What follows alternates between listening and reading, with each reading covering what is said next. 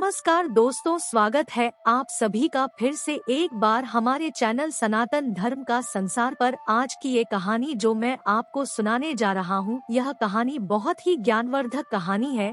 जो लोग इस कहानी को पूरे मन से और दिल से सुनते हैं, उसके घर में कभी भी कोई क्लेश उत्पन्न नहीं होगा। उसके घर में हमेशा सुख और शांति बनी रहेगी। उसके घर में माता लक्ष्मी का सदा आगमन रहेगा। तो सब्सक्राइब कर लीजिए हमारे इस चैनल को, ताकि नए आए वीडियो की नोटिफिकेशन सबसे पहले आप तक पहुंचेगी। सुना होगा कि जिसके घर में रोज झगड़े होते हैं, रोज क्लेश होते हैं, उस घर में बरकत नहीं होती, उस घर में कभी माता लक्ष्मी का आगमन नहीं होता। और जिसके घर में सुख शांति होती है, उसके घर में सुख समृद्धि की आगमन होती है और माता लक्ष्मी का निवास उसके घर पर सदा बना रहता है।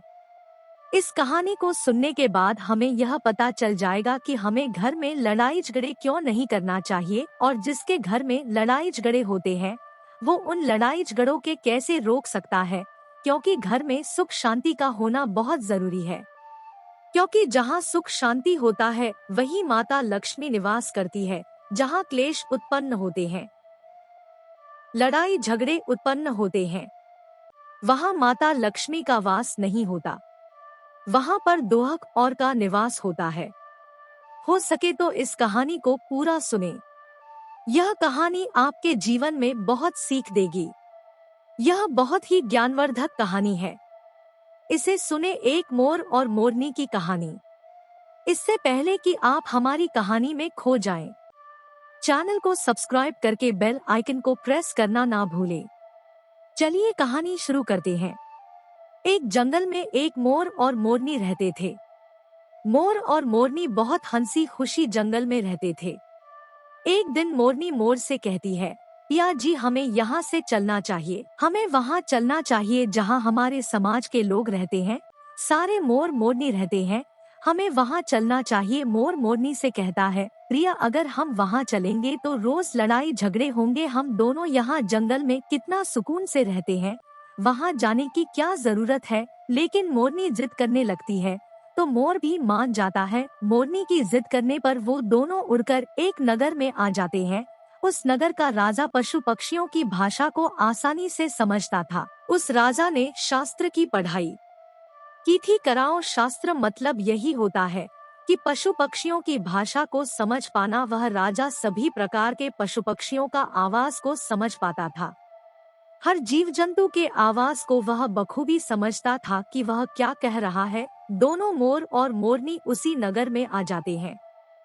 एक दिन की बात है, राजा अपनी रानी से कहता है कि हे रानी, मुझे बहुत तगड़ी भूख लगी है, आप मुझे भोजन खिला दीजिए। राजा रानी 36 प्रकार के भोजन बना करके एक हाथ में पानी का लोटा और दूसरे हाथ में खाना का थाली लेकर राजा के पास पहुंचती है। रानी जैसे ही भोजन का थाली राजा के समक्ष रखती है तो एक चावल का टुकड़ा नीचे गिर जाता है। वहीं पर कुछ चींटियां घूम रही थी। तभी एक चींटी चावल के टुकड़े लेकर वहां से जाने लगती है। राजा बैठा सब घटना को देख रहा था। उस चींटी के पास में तुरंत ही एक बड़ा चींटा आता है और वह चींटा उस चींटी से कहता है, हे प्रिय, यह चावल का टुकड़ा मुझे दे दीजिए और तुम वापस जाओ और राजा की थाली से दूसरा चावल का टुकड़ा लेकर आओ। उनकी बातों को राजा पूरी तरह से सुन रहा था, क्योंकि राजा हर जानवर, पशु और पंछी की भाषा को समझ सकता था। तो राजा वहीं बैठा रहा था। जब चींटा चींटी से यह बात कह रहा है कि नहीं, मैं नहीं जाऊंगी, अगर यह बात राजा को पता चल जाएगी तो राजा मुझे मार देगा। फिर चींटा चींटी से कहता है कि तुम जाओ, राजा को नहीं पता चलेगा। चींटी फिर जाने की कोशिश तो करती है, फिर आधे रास्ते से वापस चली आती है और चींटे से कहती है, नहीं, मैं नहीं जाऊंगी, हो सकता है राजा को पता चल जाए और राजा मुझे मार दे। राजा उन दोनों को देख रहा था। चींटा को इस बात का भान हो जाता है कि राजा हमारी बात को समझ रहा है। चींटा फिर चींटी से कहता है, देखो, लगता है राजा हमारी बात को समझ रहा है, राजा ने हमारी बातों को सुन लिया है, इसीलिए वो हमें ही देख रहा है। चींटा चींटी से कहता है, अगर राजा ने हमारी बातों को सुन लिया है और राजा किसी और को बताएगा तो उसी समय पत्थर का बन राजा चिटा और चींटी की बात को बखूबी सुन लेता है और समझ लेता है। राजा इस बात को सुनकर हंसने लगता है। जैसे ही राजा को हंसी आने लगती है, राजा की रानी रसोई से बाहर आती है। वह जैसे ही रसोई से बाहर निकलती है, राजा को उसे हंसते हुए दिखाई देता है। रानी राजा को हंसते हुए देखकर सोचने लगती है कि शायद मुझसे कोई गलती हुई है, इसीलिए साहब हंस रहे हैं। रानी राजा के पास आती है और कहती है कि महाराज, क्या मुझसे कोई पाप हुआ है? क्या मुझसे कोई गलती हुई है कि आप इतनी जोर से हंस रहे हैं? राजा रानी से कहता है, नहीं नहीं, ऐसी कोई बात नहीं है, मुझे बस यूं ही हंसी आ गई। रानी जिद करने लगती है और कहती है, आपको मुझे बताना पड़ेगा कि आप क्यों हंस रहे थे। राजा बार बार मना करता है, क्योंकि राजा को पता था कि चींटी ने कहा है कि अगर मैं चींटी वाला बात किसी को बताऊंगा तो मैं पत्थर का बन जाऊंगा। इस राजा रानी को यह बात नहीं बताना चाहता था, लेकिन रानी बार बार जिद करती है और कहती है, आपको मुझे बताना ही पड़ेगा कि आप क्यों हंस रहे थे। अगर आप मुझसे सच्चा प्रेम करते हैं, अगर आप मुझे अपना समझते हैं, तो आपको यह बताना पड़ेगा कि आप क्यों हंस रहे थे। राजा अब धर्म संकट में पड़ गया है। राजा सोचता है, अगर मैं यह बात रानी को बताऊंगा तो मैं पत्थर का बन जाऊंगा, और फिर सोचता है, मैं अगर नहीं बताऊंगा तो रानी का विश्वास खत्म हो जाएगा। रानी बहुत जिद करने लगती है। कहते हैं ना कि प्रिया हट और बाल हट बहुत तगड़ी होती है, इन दोनों हट से हमेशा बच के रहना चाहिए। रानी के प्रिया हट के सामने राजा को झुकना पड़ता है और राजा रानी से कहता है, ठीक है, अगर मैं आपको बताऊंगा तो बाद में आपको पछताना पड़ेगा। रानी कहती है कि अभी तो आप कह रहे थे कि कोई बात नहीं है, आप कह रहे हैं कि मुझे पछताना पड़ेगा। रानी कहती है कि जरूर कोई तगड़ी बात है, और रानी और ज्यादा जिद करने लगती है। तब राजा कहता है कि तब ठीक है, अगर आप नहीं मान रही है तो चलिए मैं किसी जंगल में आपको एक बात बताऊंगा। राजा रानी रथ पर सवार होकर के जंगल के लिए निकल जाते हैं। जैसे वह घोर जंगल में पहुंच जाते हैं, तब राजा सारी बात रानी को सुनाने लगता है। जैसे ही राजा थोड़ी थोड़ी बात रानी को सुनाते गया, वैसे वैसे वो को धीरे धीरे पत्थर का बनता गया। जैसे राजा ने बात रानी को सुनाई, वह आधा पत्थर का हो गया। राजा फिर रानी से कहता है, हे रानी, मैं धीरे धीरे पत्थर का बनता जा रहा हूँ, तुम बाद में बहुत पछताओगे। रानी कहती है, हे राजा साहब, हे महाराज, थोड़ी सी बात बची है, आप उसे भी सुना दीजिए। राजा पूरी बात बता देता है और राजा पूरा पत्थर का बन जाता है। रानी की इस जिद के कारण राजा पूरा पत्थर का बन जाता है। रानी रोने लगती है और रानी उस पत्थर को हिलाने की कोशिश है, लेकिन भारी भरकम पत्थर कैसे हिला पाती, क्योंकि राजा बहुत ही भारी था। राजा पत्थर का बन जाता है और उधर रानी सर पटक कर रोती है, छाती पीटती है, विलाप करती है और किसी जीव जंतु से सहायता के लिए गुहार करती है। इन सब कहानी को मोर और मोरनी बखूबी देख रहे थे, अपनी आँखों से देख रहे थे। रानी के विलाप को देखकर मोर मोरनी को दया आ जाती है।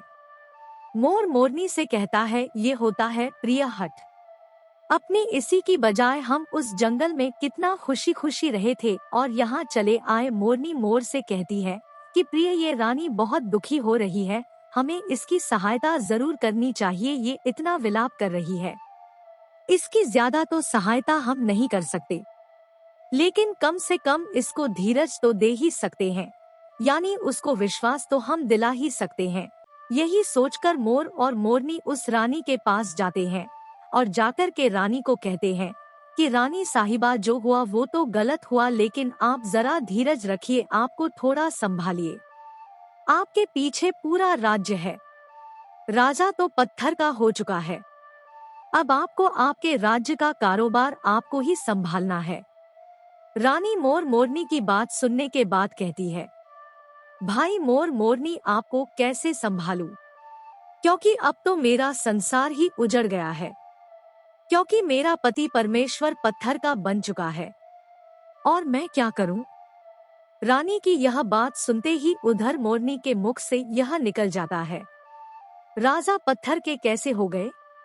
राजा तो इंसान थे, अच्छे भले थे, लेकिन ये पत्थर के कैसे हो गए? रानी वही बात बताने लगती है जो राजा ने चींटी वाली बात रानी को बताई थी। रानी वही बात मोर और मोरनी को बताने लगती है और रानी भी धीरे धीरे करके पत्थर की बन जाती है। और जब रानी पत्थर की हो जाती है और राजा को पत्थर का हो ही चुका था, जब दोनों पत्थर के हो जाते हैं, उधर मोर मोरनी को चिंता सताने लगती है। उधर मोर और मोर बहुत दुखी हो जाते हैं। मोर मोरनी को यह चिंता सताने लगती है कि यह विपत्ति हमारे ऊपर भी आ सकती है, क्योंकि राजा भी उसी चींटी वाले बात से पत्थर का हो चुका है और रानी भी उसी चींटी वाली बात से पत्थर का हो चुकी है। मोर मोरनी से कहता है, हम पर भी खतरा मंडरा रहा है, क्योंकि तुम स्त्रियों से कोई भी बात छिपती नहीं है। मोरनी मोर से कहती है, पिया जी यहाँ से हम दूर चले क्या? मोर मोरनी से कहता है, हे बेवकूफ, दूर जाने से क्या फायदा है? यह संकट तो धरती के किसी भी कोने में हमारा पीछा नहीं छोड़ेगा। यह खतरा तो हमेशा हमारे ऊपर मंडराते रहेगा। अगर जाने अनजाने में यह हमारे मुख से निकल गई तो हम भी पत्थर का बन जाएंगे। इसी बात को लेकर मोर और मोरनी बहुत दुखी हो जाते हैं, बहुत चिंतित हो जाते हैं। रात दिन उनको यह दोह खाया जाता है। यह सोचकर वे ना भोजन करते हैं और ना चैन से सोते, बस रात दिन उनको यही दुख सताती है। यही टेंशन रहती है कि यह बात उनके मुख से निकल ना जाए। यदि मुख से ये बात भूल कर भी निकल गई तो दोनों पति पत्नी पत्थर का बन जाएंगे। यही सोचकर मोर ने दिमाग लगाया कि यदि मैं सारी चींटियों को खत्म कर दूं तो यह सब खत्म हो सकता है, क्योंकि ये सारा कराधा तो चींटियों का है। मोर मोरनी से कहता है, प्रिय, अगर हम सृष्टि से सारी चींटियों को खत्म कर दे तो चींटियों का संकट समाप्त हो जाएगा। और मोर मोरनी इस बात से राजी हो जाते हैं और सभी चींटियों को मार कर खाना शुरू कर देते हैं। मोर और मोरनी का इतना आतंक हो गया था कि सभी चींटियां डर के मारे और बिल खोद के धरती के अंदर जाकर छिप गई। मोर और मोरनी ऐसी निगरानी रखते हैं कि उन्हें जहां भी चींटी दिखती है तुरंत दबोच लेते हैं।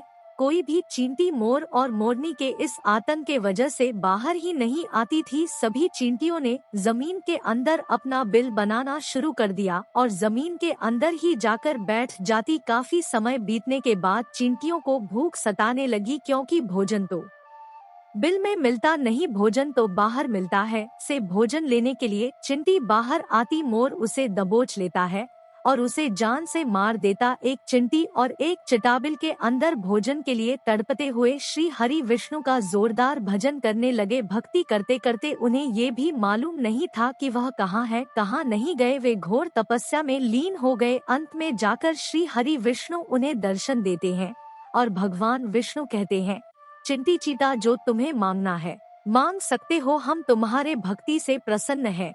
क्योंकि चिंटा चींटी ने निरंधार भक्ति की थी, ना ही कोई जल ग्रहण किया ना ही अन्न, इसलिए भगवान विष्णु बहुत जल्दी प्रसन्न हो गए और आकर कहने लगे, जो तुम्हें मांगना है मांग सकते हो, हम तुम्हारी भक्ति से बहुत प्रसन्न हैं। उधर चिंता और चींटी ना जाने कितने दिनों से भूखे और प्यासे थे। दोनों एक ही बात कहते हैं, हे प्रभु, अगर आप हमें वर देना चाहते हैं तो हमारे पेट में गांठ लगा दीजिए। उन्होंने सोचा, अगर हम पेट नहीं होगा तो हम बाहर क्यों जाएंगे और मोर मोरनी हमें नहीं खाएंगे, इसीलिए उन्होंने मांगा है, प्रभु हमारे पेट में गांठ लगा दीजिए। भगवान विष्णु कहते हैं, तथास्तु, और चींटियों के पेट में गांठ लग जाती है। आज भी उन चींटियों के पेट में गांठ लगी हुई है। चींटियों का पेट नहीं होता। फिर चिंता और चींटी भगवान विष्णु से कहते हैं, प्रभु हमारे पेट में तो गांठ लग गई है, लेकिन अभी भी हमें मोर और मोरनी से खतरा है। मोर और मोरनी हमारे इंतजार में अभी भी ऊपर जमीन पर बैठे हैं। जैसे ही वे लोग हमें देखेंगे वे हमें मार देंगे। भगवान विष्णु मोर से कहते हैं, हे मोर, तुम चींटियों का शिकार करना बंद कर दो, इसमें चींटियों का कोई दोष नहीं है। जो दोषी था वो राजा था, क्योंकि राजा ने कराओ शास्त्र की पढ़ाई की थी, इसीलिए वो सभी जीव जंतु का भाषा को समझने में सक्षम था। उसके साथ साथ वो जिन भाषा को समझता था उनका रूप बदलने में भी सक्षम था। पशु पक्षियों का वह रूप धारण किया करता था, और जब वह राजा रूप धारण करता था उन पक्षियों के साथ संभोग भी किया करता था, और जब वो पशु पक्षी गर्भ करते थे तो वो उन्हें छोड़ करके इंसान बन जाता था, और फिर ऐसी पशु पक्षियों पर वह जोर से हंसता था। इसकी ऐसी मूर्खता के कारण ही आज ये राजा पत्थर का बना पड़ा है। मोर कहता है, हे प्रभु, उनकी पत्नी का, उनकी रानी का क्या दोष है? श्री हरि विष्णु कहते हैं कि उनकी पत्नी भी उनके इस पाप में भागीदारी है, क्योंकि उनकी पत्नी अगर उनको रोकती तो वह इतना बड़ा पाप नहीं करता। इसीलिए उनकी रानी भी इस पाप की है, इसलिए आज वो भी पत्थर का बन चुकी है। श्री हरि के समझाने के बाद मोर उनसे कहता है, हे प्रभु, पर इस बात को हम किसी और से कहेंगे जो कि रानी ने हमें सुनाई है, तो क्या हम पत्थर के बन जाएंगे? श्री हरि विष्णु कहते हैं कि तुम्हारा यह श्राप अब समाप्त हो चुका है, तुम्हें किसी से कहने पर कोई फर्क नहीं पड़ेगा, आप किसी से भी कह सकते हैं, तुम्हारे ऊपर से खतरा टल चुका है। मोर और मोरनी बड़ी प्रसन्न हो जाते हैं, उनका खुशी का कोई ठिकाना नहीं था। श्री हरि विष्णु अंतर्ध्यान हो जाते हैं और चले जाते हैं, और इधर मोर मोरनी का खुशी का कोई ठिकाना नहीं था। अगर किसी जानवर को, किसी पशु को खुशी होती है तो वह झूमने लगता है, नाचने लगता है। यही बात मोर के साथ हुआ। मोर को जब ये पता चला कि उनके ऊपर से खतरा टल चुका है तो वो खुशी में नाचने लगा, जोरदार नाचने लगा। उसकी खुशी का कोई ठिकाना नहीं था, वह खुशी मारे पागल हो रहा था। फिर जैसे ही मोर खुशी के मारे अपने पैरों के नीचे देखता है कि फटे बदसूरत पैर मोर के बने हुए थे, मोर अपने पैरों को देखकर रोने लगता है। मोर सोचने लगता है कि पहले मेरे पैर इतने सुंदर थे, लेकिन आज इतने फटे और गंदे कैसे हैं? मेरा पूरा बदन सुंदर है, लेकिन मेरे पैर इतने फटे और बदसूरत कैसे हैं? मोर के पैरों का फटने का कारण चींटी खाना था, क्योंकि उसमें बहुत सारी चींटियां मार मार कर खा गई थी और मोरनी भी उन्हें खा गई थी, इसीलिए उनके फट गए थे। आज भी कोई इंसान अगर चींटी खाता है तो उसके शरीर में छोटे छोटे दाने पड़ जाते हैं। यदि आप ज्यादा मात्रा में चींटी खाओगे तो आपका बदन भी फटने लगेगा। सांप केंचुली क्यों छोड़ता है? क्योंकि सांप चींटी खाता है और इसीलिए उसके शरीर में फट जाता है, अलग हो जाते हैं। इसी तरह मोर के पैर फट गए थे और वे बदसूरत हो गए थे, इसलिए मोर अपने पैरों को देखकर जोर जोर से रोने लगा। मोरनी मोर धीरज रखवाती है और कहती है, जो हुआ वो तो हो गया, रोने से क्या होगा। मोर नाचता और जोर जोर से रोता है, इसलिए उसकी आंखों से आंसू की धारा बह रहे थे। मोरनी मोर को धीरज रखवाती है और उसके आंसुओं को नीचे गिरने से रोकती, लेकिन रोक नहीं पाती। मोरनी के हाथ तो है नहीं, लेकिन अपनी चोंच से एक एक आंसू को उठाती और अपने मुख में रखने की कोशिश करती, लेकिन कितना अपने मुख में रखती, सीधे मोरनी के में चले जाते। इस तरीके से हर बार मोरनी मोर के आंसुओं को रोकती और मोर नाचता और खूब जोर जोर से रोता।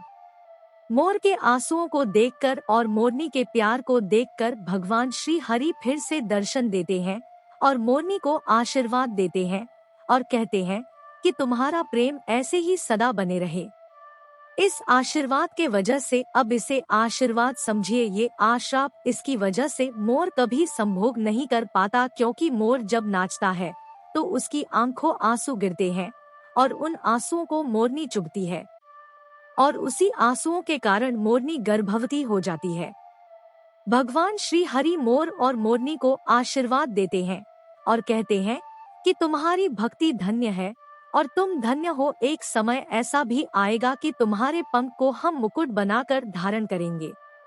इसलिए कहते हैं कि जब श्री कृष्ण के रूप में श्री हरि धरती पर आते हैं तो वह मोर का पंख अपने मुकुट में धारण करते हैं कहानी में बस इतना ही और हम आशा करते हैं कि इस कहानी से आपको बहुत कुछ सीखने को मिला होगा।